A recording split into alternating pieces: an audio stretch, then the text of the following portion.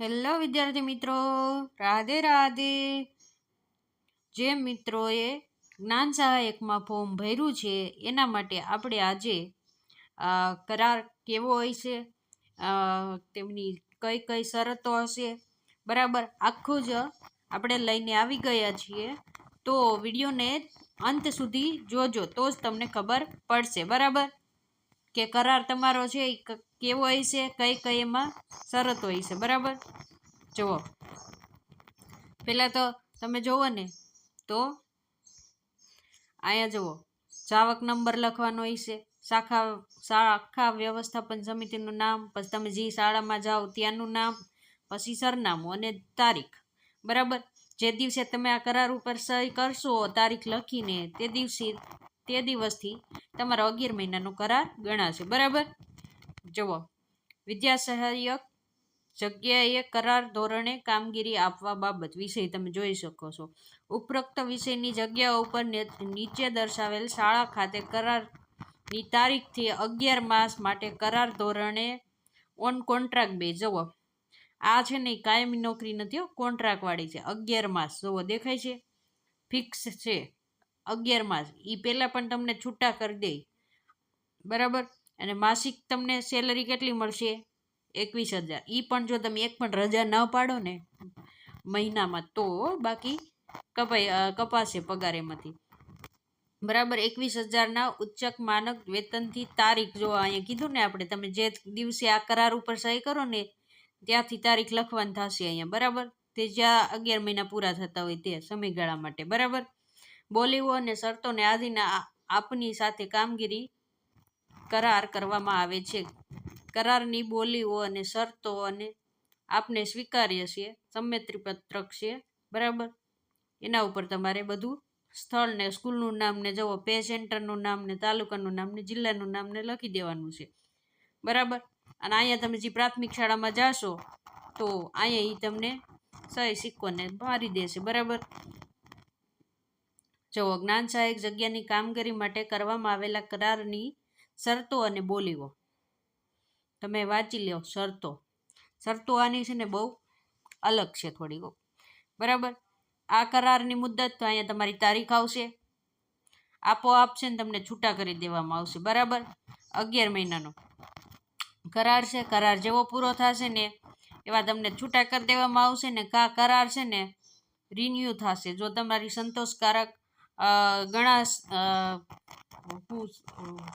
સંતોષકારક તમારું કામ ગણાશે ને તો તમારો કરાર રિન્યુ કરવામાં આવશે. પણ જો ત્યાં શિક્ષકની જગ્યા ખાલી હશે તો બાકી તમને છૂટા નકર કરી દેવામાં આવશે. વચ્ચેથી પણ ગમે ત્યારે શિક્ષકની ભરતી થાય કે ગમે થાય તો તમને છૂટા કરી દેવામાં આવશે, બરાબર. અને જો તમે તમારી સંતોષકારક કામગીરી ન જણાય તો તમને છે ને સ્કૂલવાળા ગમે ત્યારે છૂટા કરી દેશે, બરાબર. અને જો તમારે છૂટું થવું હોય ને તો 1 માસ પહેલાં નોટિસ દેવી પડશે. જો આ ખાસ ઘણા પૂછતા હોય શું કરવું પડશે, જો સ્કૂલવાળા તમને છૂટા કરશે ને તો તરત કરી દેશે, એ તમને નોટિસ નહીં દે. પણ જો તમારે કરારમાંથી બહાર નીકળવું હોય, તમારે જો કરાર તોડવો હોય તો તમારે પહેલાં 1 મહિના પહેલાં એને નોટિસ આપવી પડશે, બરાબર. એટલે જાણ કરવી પડશે આચાર્યને. અને વેતન તો તમને ખબર છે, બરાબર. અને મેઇન આમાં શું કીધેલું છે ખબર? જુઓ, શિક્ષક પાછા ફરે રજા ઉપર ગયા હોય કે કોઈ પ્રસૂતિની રજા ઉપર ગયા હોય, શિક્ષિકા હોય તો, બરાબર. જો એ પાછા આવે ને તો 11 મહિનાનો કરાર પૂરો નહીં થયો હોય ને તો પણ તમને તમારું વેતન દઈને છૂટા કરી દેવામાં આવશે, બરાબર. જુઓ, આ એની શરતો છે, બરાબર. એમાં ટોટલ 9 શરત આપેલી છે. જેવો તમારો કરાર પૂરો થશે ને એટલે તમે કોઈ પણ પ્રકારનો હક દાવો નહીં કરી શકો. જો અહીંયા આપેલું છે પાછું, નવીન કરારનો ને એવો હક દાવો નહીં કરો. જો સરકાર પરિપત્ર કરે ને તમારો થાય તો અલગ છે, બરાબર. કરારના સમયગાળા દરમિયાન અવસાન થાય કે તે એકતરફી અંત લાવવાનો હોય, બરાબર, તો સમયગાળામાં એકત્રિત થયેલી તમારી જે લેણી રકમ છે ને એ તમારા કુટુંબીજનોને મળવાપાત્ર થશે, પણ બીજો કોઈ બેનિફિટ મળશે નહીં, બરાબર.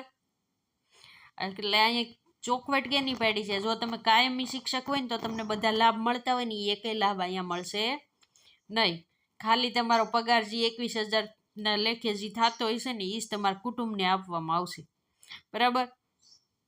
જે તે શાળાના અધિકૃત આચાર્યની પરવાનગી વગર આપ મુખ્ય મથક છોડી શકશો નહીં. બરાબર. જ્ઞાન સહાયક એ શાળાના કામકાજ દિવસો દરમિયાન શાળા સમય તેમજ જરૂરી જણાય શાળાના શૈક્ષણિક સમય ઉપરાંત વધારાના સમય શાળામાં રોકાઈને ઉપચારાત્મક શિક્ષણ, મૂલ્યાંકન, તાલીમ, હોમ લર્નિંગ સહિતની તમામ પ્રકારની શૈક્ષણિક ને શૈક્ષણિક વગેરે પ્રવૃત્તિઓ કરવાની રહેશે.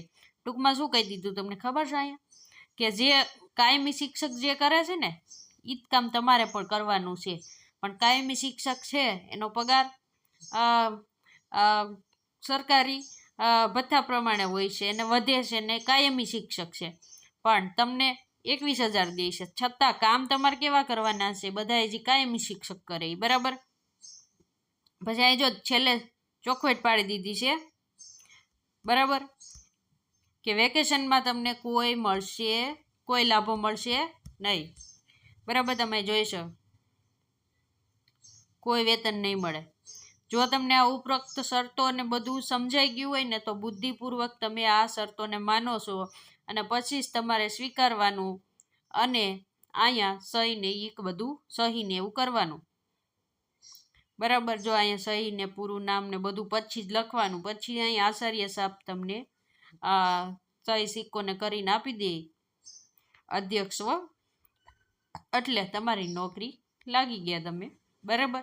પણ જો મિત્રો આમાં જોડાતા પહેલાં વિચાર કરજો. તમને કામમાં છે ને કાયમી શિક્ષક જેટલું જ પગાર તો 21 જ દેવાના છે, પણ કામ તો તમારે કાયમી શિક્ષક જે કરે એ બધું કરવાનું જ છે. પછી જે સરકારી કામ આવતું હોય એ બધું જ કરવું પડશે. બરાબર. તો આ તમારો કરાર હતો. હવે મિત્રો તમે ફોર્મ ભરી દીધું હોય, હજી અકુડકું હોય તો હજી આ શરતો જોઈ અને એકવાર વિચાર કરી લેજો કે તમારે જ્ઞાન સહાયકમાં જવું છે કે નહીં. બરાબર.